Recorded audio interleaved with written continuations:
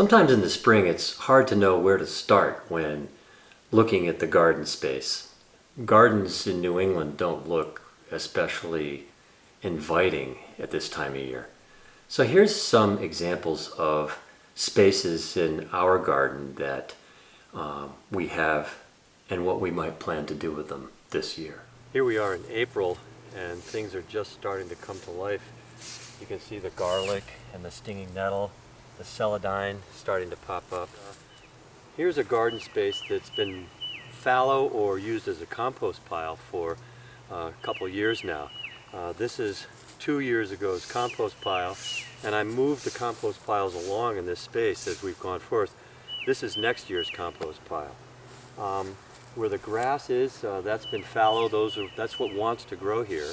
And so I'm going to use this space this year to grow our cruciferous vegetables. The Brussels sprouts will go in here and some cabbages. So I'm allotting a space and transitioning this space from a compost pile, which will provide mineralization and humus to the soil, and along with fallow plants in order to make a new space.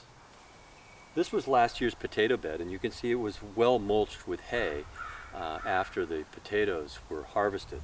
Minerals were put down, then the hay, IMO4 was applied. Here we are in spring. I've applied another layer of minerals before a rain, and so that rain has soaked the minerals into the soil, and now this bed will be ready for biology in the next couple of days to get things going, probably a leaf mold biology and or IMO4, and then this will be ready for planting. I'm not sure what we'll plant here this year, perhaps beans. This is the garlic that we planted in October, and you can see it's coming up. It's looking pretty good, but it's well mulched from the spring. There's a little bit of weed pressure between the rows. I'm okay with that. It looks like grass, but it actually is really garlic. And this bed is looking great, and so this will be what's going on for the year for this garlic bed.